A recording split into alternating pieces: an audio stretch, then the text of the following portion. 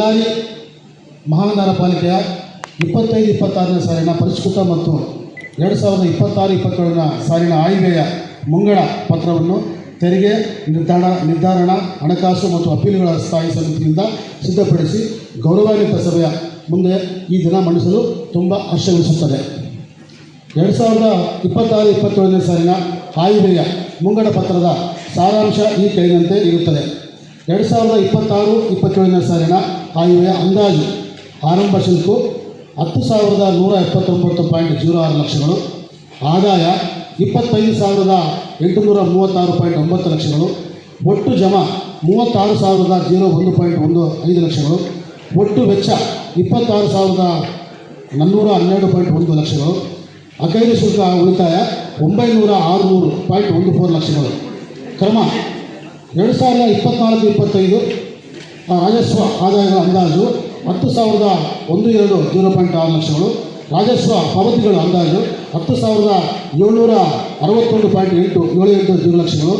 2025-26ನೇ ಸಾಲಿನ ರಾಜಸ್ವ ಆದಾಯಗಳು 17,501.75 ಲಕ್ಷಗಳು, ರಾಜಸ್ವ ಪಾವತಿಗಳು 17,771.00 ಲಕ್ಷಗಳು. 2026-27ನೇ ಸಾಲಿನ 17,638.74 ಲಕ್ಷಗಳು, ರಾಜಸ್ವ ಆದಾಯ 18,095.83 ಲಕ್ಷಗಳು. 2024-25 ಬಂಡವಾಳ ಆದಾಯಗಳ ಅಂದಾಜು 2,534.24 ಲಕ್ಷಗಳು, ಬಂಡವಾಳ ಪಾವತಿಗಳ ಅಂದಾಜು 4,041.38 ಲಕ್ಷಗಳು. 2025-26ನೇ ಸಾಲಿನ 7,397.33 ಲಕ್ಷಗಳು, ಬಂಡವಾಳ ಪಾವತಿ ಅಂದಾಜು 8,677.033 ಲಕ್ಷಗಳು. 2026-27ನೇ ಸಾಲಿಗೆ 8,197.85 ಲಕ್ಷಗಳು, ಬಂಡವಾಳ ಅಂದಾಜು 8,316.818 ಲಕ್ಷಗಳು.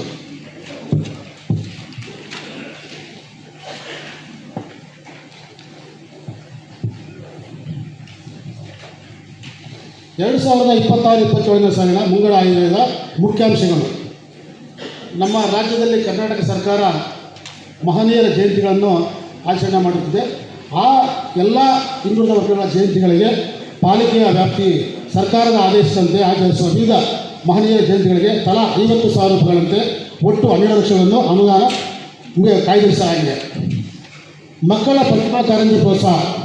ಸರ್ಕಾರಿ ಮಕ್ಕಳಲ್ಲಿ ಈಗಿನ ಯುಗದಲ್ಲಿ ಪ್ರೈವೇಟ್ ಶಾಲೆಗಳಲ್ಲಿ ಆ ಕಾಂಪಿಟೇಷನ್ಗೆ ನಮ್ಮ ಸರ್ಕಾರಿ ಮಕ್ಕಳು ಪೈಪೋಟಿ ನೀಡಿ ಅಂದರೆ ಅವರ ಸಾಮರ್ಥ್ಯ ತೋರಿಸಲು ನಮ್ಮ ಬಳ್ಳಾರಿ ವಲಯದ 2 ವಲಯಗಳಲ್ಲಿ ಈ ಪ್ರತಿಭಾ ಕಾರಂಜಿ ಮತ್ತು ಕ್ರೀಡಾ ಅವರಿಗೆ ಪ್ರೋತ್ಸಾಹಕ್ಕಾಗಿ ಮೊಟ್ಟಮೊದಲನೇ ಬಾರಿಗೆ ಬಳ್ಳಾರಿ ಮಹಾನಗರ ಪಾಲಿಕೆಯಿಂದ 5 ಲಕ್ಷಗಳ ಅನುದಾನವನ್ನು ಕಾಯ್ದಿರಿಸಲಾಗಿದೆ.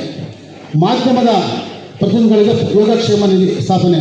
ಇದು ಮೊಟ್ಟಮೊದಲನೇ ಬಾರಿಗೆ ಬಳ್ಳಾರಿ ಮಹಾನಗರ ಪಾಲಿಕೆಯು ಪಾಲಿಕೆ ವ್ಯಾಪ್ತಿಯಲ್ಲಿ ಸಮಾಜದ ಅಭಿವೃದ್ಧಿಗೆ ಶ್ರಮಿಸುತ್ತಿರುವ ಮಾಧ್ಯಮಗಳ ಕೆಲಸ ಮಾಡುತ್ತಿರುವ ನೋಂದಾಯಿತ ಮಾಧ್ಯಮ ಪ್ರತಿನಿಧಿಗಳಿಗೆ ಆರೋಗ್ಯದ ಚಿಕಿತ್ಸೆ ಅಗತ್ಯ ನೆರವು ಕಲ್ಪಿಸುವುದಕ್ಕೆ ರೂ. 25 ಲಕ್ಷಗಳನ್ನು ಅನುದಾನದಲ್ಲಿ ಕಾಯ್ದಿರಿಸಲಾಗಿದೆ. ಮಹಾನಗರ ಪಾಲಿಕೆಯ ಚುನಾಯಿತ ಸದಸ್ಯರ ಕ್ಷೇಮ ಪ್ರತಿನಿಧಿ.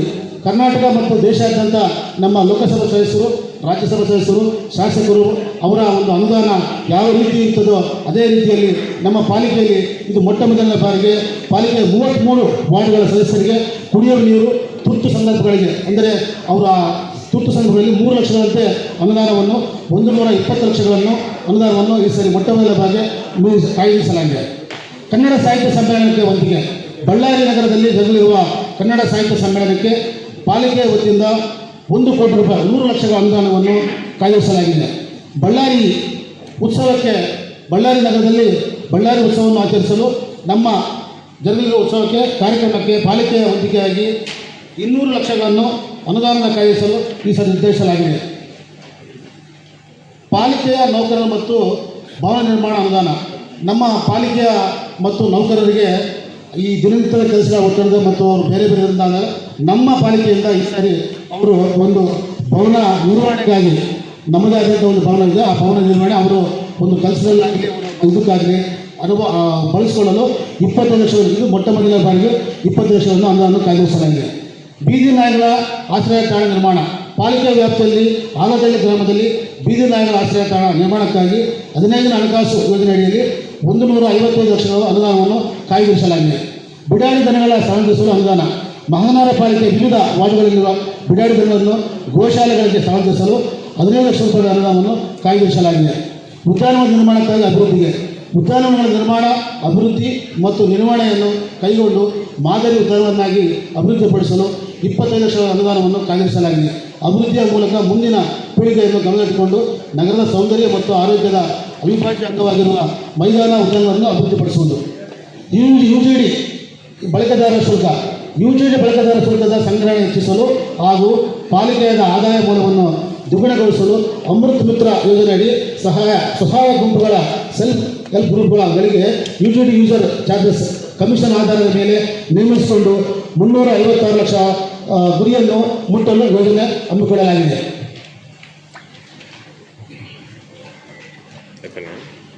ಡ್ರೋನ್ಗಳ ಮೂಲಕ ಆಸ್ತಿ ಸರ್ವೆ ಪ್ರಾಥಮಿಕ ಹಂತವಾಗಿ ಮಹಾನಗರ ಪಾಲಿಕೆಯ ವಲಯ 1ರ ಅಡಿ ಬರುವ ಎಲ್ಲ ಆಸ್ತಿಗಳ ನಿಖರವಾದ ಮಾಹಿತಿ ಪಡೆಯಲು KMF 24 ತಂತ್ರಾಂಶದಲ್ಲಿ ಮಾಹಿತಿಯನ್ನು GPS ಛಾಯಾ ಚಿತ್ರದೊಂದಿಗೆ ಇಂದೀಕರಿಸಲು ಭೌತಿಕ ಆಸ್ತಿಗಳ ನಿಖರವಾದ ಮಾಹಿತಿ ಪಡೆಯಲು ಡ್ರೋನ್ ಸರ್ವೆ ಕೈಗೊಳ್ಳಲು 150 ಲಕ್ಷಗಳನ್ನು ಅನುದಾನವನ್ನು ಕಾಯ್ದಿರಿಸಲಾಗಿದೆ. ರಸ್ತೆ ಮತ್ತು ಒಳಚರಂಡಿ ಅಭಿವೃದ್ಧಿ ಕಾಮಗಾರಿಗಳ ನಿರ್ವಹಣೆಗೆ ಹಾಗೂ ದುರಸ್ತಿಗಾಗಿ ಮಹಾನಗರ ಪಾಲಿಕೆ ವ್ಯಾಪ್ತಿಯಲ್ಲಿ ರಸ್ತೆಗಳನ್ನು ಗುಂಡಿ ಮುಕ್ತವಾಗಿಸಲು ತುರ್ತಾಗಿ ಬಳಸಿಕೊಳ್ಳಲು ಒಟ್ಟು 50 ಲಕ್ಷಗಳನ್ನು ಸಾಮಾನ್ಯ ನಿಧಿಯಿಂದ ಕಾಯ್ದಿರಿಸಲಾಗಿದೆ. ಈ ಯೋಜನೆಯಿಂದ ಬಳ್ಳಾರಿ ಜನತೆಗೆ ಗುಂಡಿ ಮುಕ್ತ ರಸ್ತೆಗಳನ್ನು ಅಭಿವೃದ್ಧಿಪಡಿಸಲು ಸುಗಮ ಸಂಚಾರಕ್ಕೆ ಅನುಕೂಲವಾಗುವುದು.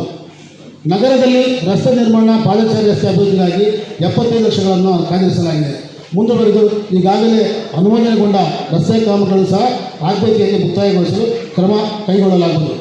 ಮಹಾನಗರ ಪಾಲಿಕೆಯ ವ್ಯಾಪ್ತಿಯ ರಸ್ತೆ ಬದಿ ಚರಂಡಿ ದುರಸ್ತಿ ನಿರ್ವಹಣೆ ಮತ್ತು ಅಭಿವೃದ್ಧಿಪಡಿಸಲು 50 ಲಕ್ಷಗಳನ್ನು ಕಾಯ್ದಿರಿಸಲಾಗಿದೆ. ಪೌರ ಕಾರ್ಮಿಕರಿಗೆ ಉದ್ದೇಶಿಸಿರುವ ಕಾರ್ಯಕ್ರಮಗಳು ಪಾಲಿಕೆಯಲ್ಲಿ ಪೌರ ಕಾರ್ಮಿಕರು, ಡ್ರೈವರ್ಗಳು ಮತ್ತು ಕ್ಲೀನರ್ಗಳು, ನೀರು ಸರಬರಾಜರು ಹಾಗೂ ಯುಜಿಡಿ ಸಿಬ್ಬಂದಿಗಳಿಗೆ ಬೆಳಗಿನ ಉಪಹಾರಕ್ಕಾಗಿ 150 ಲಕ್ಷಗಳನ್ನು ಕಾಯ್ದಿರಿಸಲಾಗಿದೆ. ಇದರಿಂದ ಸ್ವಚ್ಛತೆಗೆ ಕಾರ್ಯದಲ್ಲಿ ತೊಡಗಿಕೊಳ್ಳುವವರಿಗೆ ಸಿಬ್ಬಂದಿಗೆ ಹೆಚ್ಚಿನ ಅನುಕೂಲವಾಗಲಿದೆ.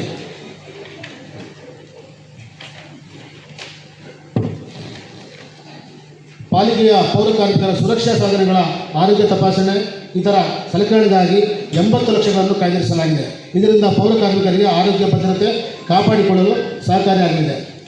ರಜಾ ದಿನಗಳಲ್ಲಿಯೂ ಸಹ ಕಾರ್ಯನಿರ್ವಹಿಸುತ್ತಿರುವ ಪೌರ ಕಾರ್ಮಿಕರಿಗೆ 21 ದಿನಗಳ ವಿಶೇಷ ರಜಾ ವೇತನಕ್ಕೆ ಒಟ್ಟು 150 ಲಕ್ಷಗಳನ್ನು ಕಾಯ್ದಿರಿಸಲಾಗಿದೆ. ಇದರಿಂದ ಪೌರ ಕಾರ್ಮಿಕರಿಗೆ ಹೆಚ್ಚಾಗಿ ಆರ್ಥಿಕವಾಗಿ ಲಾಭವಾಗುತ್ತಿದೆ. ತುರ್ತು ಸಂದರ್ಭಗಳಿಗಾಗಿ ಮೀಸಲಿಟ್ಟ ಅನುದಾನ. ಪಾಲಿಕೆ ವ್ಯಾಪ್ತಿಯಲ್ಲಿ ಯಾವುದೇ ಪ್ರಕೃತಿ ವಿಪತ್ತುಗಳಾದಾಗ ಅಗ್ನಿ ಮತ್ತು ಮಳೆ ಹಾನಿ ಸಂದರ್ಭಗಳಲ್ಲಿ ಬಾಧಿತರಿಗೆ ಪರಿಹಾರವನ್ನು ನೀಡಲು ಒಟ್ಟು 25 ಲಕ್ಷಗಳನ್ನು ಕಾಯ್ದಿರಿಸಲಾಗಿದೆ. ಇದರಿಂದ ಬಾಧಿತರಿಗೆ ಪಾಲಿಕೆ ವತಿಯಿಂದ ತಕ್ಷಣ ಸಹಾಯವನ್ನು ನೀಡುವುದರಿಂದ ಬಾಧಿತರಿಗೆ ಸಹಕಾರಿಯಾಗಲಿದೆ. ಅತಿವೃಷ್ಟಿ ಸಂದರ್ಭಗಳಲ್ಲಿ ತುರ್ತಾಗಿ ಕೈಗೊಳ್ಳಬೇಕಾದ ಪಾದಚಾರಿ ರಸ್ತೆಗಳ ಹಾಗೂ ಇತರೆ ರಸ್ತೆಗಳ ದುರಸ್ತಿಗಳ ಕಾಮಗಾರಿಗಳಿಗೆ ಒಟ್ಟು 25 ಲಕ್ಷವನ್ನು ಕಾಯ್ದಿರಿಸಲಾಗಿದೆ. ನೀರು ಸರಬರಾಜು ಮತ್ತು ಒಳಚರಂಡಿ ಸಂಪರ್ಕ ವ್ಯವಸ್ಥೆ. ಪಾಲಿಕೆ ವತಿಯಿಂದ ನೀರು ಸರಬರಾಜಿಗಾಗಿ ಬಳಕೆ ಮಾಡುತ್ತಿರುವ OHD ಟ್ಯಾಂಕ್ಗಳ ನಿರ್ವಹಣೆಗಾಗಿ 25 ಲಕ್ಷಗಳನ್ನು ಕಾಯ್ದಿರಿಸಲಾಗಿದೆ. ಇದರಿಂದ ಸುಗಮ ನೀರು ಸರಬರಾಜು ಅಡಚಣೆ ಇಲ್ಲದೆ ಮಾಡುವುದಕ್ಕೆ ಸಾಧ್ಯವಾಗಲಿದೆ. ಜನರಿಗೆ ಕುಡಿಯುವ ನೀರು ಸರಬರಾಜು ಮಾಡುವ ನೀರಿನ ಶುದ್ಧೀಕರಣ ಹಾಗೂ ಗುಣಮಟ್ಟ ಕಲಿಸಿಕೊಳ್ಳಲು ಅವಶ್ಯಕತೆಯಿರುವ ಕೆಮಿಕಲ್ಸ್ಗಾಗಿ ₹100 ಲಕ್ಷಗಳನ್ನು ಕಾಯ್ದಿರಿಸಲಾಗಿದೆ. ಇದರಿಂದ ನಗರದ ಜನತೆಗೆ ಗುಣಮಟ್ಟ ನೀರು ಸರಬರಾಜು ಮಾಡಲು ಸಾಧ್ಯವಾಗುತ್ತದೆ. ನಗರದಲ್ಲಿರುವ ಬೋರ್ವೆಲ್ಗಳನ್ನು ಪುನಶ್ಚೇತನ ಮಾಡಲು ಮತ್ತು ದುರಸ್ತಿಗಾಗಿ ₹28 ಲಕ್ಷಗಳನ್ನು ಕಾಯ್ದಿರಿಸಲಾಗಿದೆ. ಈ ಯೋಜನೆಯಿಂದ ಮುಂದಿನ ದಿನಗಳಲ್ಲಿ ಜನತೆಗೆ ನೀರಿನ ಲಭ್ಯತೆಯನ್ನು ಹೆಚ್ಚಿಸಲು ಸಾಧ್ಯವಾಗಲಿದೆ. ಕುಡಿಯುವ ನೀರಿನ ಸರಬರಾಜಿಗಾಗಿ ನೂತನ ಪೈಪ್ಲೈನ್ ಅಳವಡಿಕೆಗೆ 50 ಲಕ್ಷಗಳನ್ನು ನಿಗದಿಪಡಿಸಲಾಗಿದೆ. ಹಾಗೂ ಪ್ರಸ್ತುತ ಇರುವ RO ಪ್ಲಾಂಟ್ಗಳ ನಿರ್ವಹಣೆಗೆ ಮತ್ತು ದುರಸ್ತಿಗಾಗಿ 20 ಲಕ್ಷಗಳನ್ನು ಕಾಯ್ದಿರಿಸಲಾಗಿದೆ. ಕ್ರೀಡೆ ಮತ್ತು ಸಾಂಸ್ಕೃತಿಕ ಕಾರ್ಯಕ್ರಮಗಳಿಗೆ ಪ್ರೋತ್ಸಾಹ. ಮಹಾನಗರ ಪಾಲಿಕೆಯ ಸಿಬ್ಬಂದಿ, ನೌಕರರು, ಚುನಾಯಿತ ಪ್ರತಿನಿಧಿಗಳಿಗೆ ಕ್ರೀಡೆ, ಸಾಹಿತ್ಯ ಮತ್ತು ಸಾಂಸ್ಕೃತಿಕ ಕಾರ್ಯಕ್ರಮಗಳ ಪ್ರೋತ್ಸಾಹಕ್ಕಾಗಿ 25 ಲಕ್ಷಗಳನ್ನು ಮೀಸಲಿಡಲಾಗಿದೆ. ಈ ಅನುದಾನವನ್ನು ಬೇಸಿಗೆ ಕ್ರೀಡಾಕೂಟವನ್ನು ಆಯೋಜಿಸಲಾಗುವುದು. ಶೌಚಾಲಯದ ನಿರ್ವಹಣೆ. ನಗರದಲ್ಲಿ ಸಾರ್ವಜನಿಕ ಬಳಕೆಗಾಗಿರುವ ಶೌಚಾಲಯಗಳ ದುರಸ್ತಿ ಕೈಗೊಂಡು ಮತ್ತು ನಿರ್ವಹಣೆಗೆ ಸ್ವಸಹಾಯ ಗುಂಪುಗಳ ಮೂಲಕ ಒಡಂಬಡಿಕೆ ಮಾಡಿಕೊಂಡು ಸದರಿ ನಿರ್ವಹಣೆಗೆ ಒಟ್ಟು 50 ಲಕ್ಷ ಅನುದಾನವನ್ನು ಕಾಯ್ದಿರಿಸಲಾಗಿದೆ. ಸ್ಮಶಾನಗಳ ಅಭಿವೃದ್ಧಿಗಾಗಿ ಕಾಯ್ದಿರಿಸಿದ ಜಾಗದಲ್ಲಿ ಮೂಲ ಸೌಕರ್ಯಗಳೊಂದಿಗೆ ಅಭಿವೃದ್ಧಿಪಡಿಸಲು ಪ್ರಸ್ತುತ ಸಾಲಿನಲ್ಲಿ ಸುಮಾರು 100 ಲಕ್ಷಗಳ ಅನುದಾನವನ್ನು ಕಾಯ್ದಿರಿಸಲಾಗಿದೆ. ಸಾರ್ವಜನಿಕ ಅನುಕೂಲವಾಗುವಂತೆ ಶವಗಳ ಅಂತ್ಯಕ್ರಿಯೆ ಮಾಡಲು ಅನಿಲ ಚಿತಾಗಾರವನ್ನು ನಿರ್ಮಿಸಲು ಸುಮಾರು 400 ಲಕ್ಷಗಳ UIDGFC ಅನುದಾನದಲ್ಲಿ ಕಾಯ್ದಿರಿಸಲಾಗಿದೆ.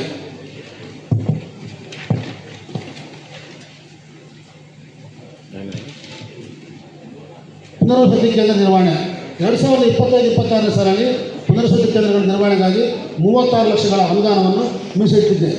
ಪರಿಶಿಷ್ಟ ಜಾತಿ ಪರಿಶಿಷ್ಟ ಪಂಗಡ ಕಲ್ಯಾಣಕ್ಕಾಗಿ ವಿಕಲಚೇತನ ಇತರ ಬಡವರ ಯೋಜನೆಗಾಗಿ ಪರಿಶಿಷ್ಟ ಜಾತಿ ಪರಿಶಿಷ್ಟ ಪಂಗಡ ಕಲ್ಯಾಣಕ್ಕಾಗಿ ವಿಕಲಾಂಗಚೇತನರ ನಗರ ಇತರೆ ಬಡವರ ಯೋಜನೆಗಾಗಿ ತರಬೇತಿ, ವಿದ್ಯಾರ್ಥಿಗಳ ಪಠ್ಯಪುಸ್ತಕ ವಿತರಣೆ, ಲ್ಯಾಪ್ಟಾಪ್ ವಿತರಣೆ, ಚರಂಡಿ ನಿರ್ಮಾಣ, ರಸ್ತೆ ನಿರ್ಮಾಣ, ನೀರಿನ ವ್ಯವಸ್ಥೆ, ಶೌಚಾಲಯ ನಿರ್ಮಾಣ ಇತರೆ ಅಭಿವೃದ್ಧಿ ಕಾಮಗಾರಿಗಳಿಗೆ 2026-27 ಸಾಲಿನಲ್ಲಿ 242.5 ಲಕ್ಷಗಳನ್ನು ಕಾಯ್ದಿರಿಸಲಾಗಿದೆ. ಪಾಲಿಕೆಯ ವತಿಯಿಂದ ಉದ್ದೇಶಿಸಿರುವ ಹೊಸ ಯೋಜನೆಗಳು ಪಾಲಿಕೆಯಲ್ಲಿ ವ್ಯಾಪ್ತಿಯಲ್ಲಿ ಬರುವಂಥ ಪ್ರಮುಖ ರಸ್ತೆಗಳಿಗೆ ಹಾಗೂ ಉಪ ರಸ್ತೆಗಳಿಗೆ ನಾಮಫಲಕವನ್ನು ಅಳವಡಿಸಲು 25 ಲಕ್ಷಗಳನ್ನು ಕಾಯ್ದಿರಿಸಲಾಗಿದೆ. ಈ ಯೋಜನೆಯಿಂದ ನಗರದ ಜನತೆಯ ಮಾಹಿತಿಗಾಗಿ ಹಾಗೂ ಸಂಚಾರಕ್ಕಾಗಿ ಅನುಕೂಲವಾಗಲಿದೆ. 26-27 ಸಾಲಿನಲ್ಲಿ ಬಳ್ಳಾರಿ ನಗರದಲ್ಲಿ ವಿವಿಧ ಕಾಮಗಾರಿಗಳು ಕೈಗೊಂಡು ಸರ್ವತೋಮುಖ ಅಭಿವೃದ್ಧಿಗೆ ಸಾಧಿಸಲು ರಾಜ್ಯ ಮತ್ತು ಕೇಂದ್ರ ಅನುದಾನಗಳಾದ SFC ಯೋಜನೆಯಲ್ಲಿ 365 ಲಕ್ಷಗಳನ್ನು ಕಾಯ್ದಿರಿಸಲಾಗಿದೆ ಮತ್ತು 16ನೇ ಹಣಕಾಸಿನ ಯೋಜನೆ ಅಡಿಯಲ್ಲಿ 22 ಕೋಟಿಗಳ ಅನುದಾನವನ್ನು ಅಮೃತ್ 2 ಇದರಲ್ಲಿ 8.93 ಕೋಟಿಗಳಷ್ಟು ಅನುದಾನವನ್ನು ನಿರೀಕ್ಷಿಸಲಾಗಿದೆ. ಒಟ್ಟಾರೆಯಾಗಿ 2026-27 ಸಾಲಿನ ರು 457.59 ಲಕ್ಷಗಳ ಹೊರತೆಯ ಆಯವ್ಯಯ ಮಂಡಿಸುತ್ತಾ ಮುಂದಿನ ಆರ್ಥಿಕ ಅವಧಿಯಲ್ಲಿ ಸದರಿ ಆಡಳಿತ ಮಂಡಳಿಯ ಆಯವ್ಯಯದ ಘೋಷಿತ ಕಾರ್ಯಕ್ರಮವನ್ನು ಪರಿಪೂರ್ಣವಾಗಿ ಜಾರಿಗೆ ತರಲು ಶ್ರಮಿಸುತ್ತಿರುವ ಆಶಿಸುತ್ತೇನೆ. ಎಲ್ಲ ಮಾನ್ಯ ಸದಸ್ಯರುಗಳು ಸರ್ವತೋಮುಖದಿಂದ ಆಯವ್ಯಯ ಅಂದಾಜಿಗೆ ಅನುಮೋದನೆ ನೀಡಲು ಕೋರುತ್ತೇನೆ. ಸಭೆಯಲ್ಲಿ ನೆರೆದಿರುವ ಎಲ್ಲರಿಗೂ ಶುಭಾಶಯ ಹೇಳಿ ಈ ಒಂದು ಆಶಿಸಿ ನಮ್ಮ ಪ್ರಸ್ತುತ ಪರಿಷತ್ತಿನ 2026-27 ಸಾಲಿನ ಆಯವ್ಯಯವನ್ನು ಮಂಡನೆಯನ್ನು ಕಾರ್ಯಕ್ರಮ ಮುಕ್ತಾಯಗೊಳಿಸುತ್ತೇನೆ. ಸರ್ವರಿಗೂ ನಮಸ್ಕಾರಗಳು, ಧನ್ಯವಾದಗಳು.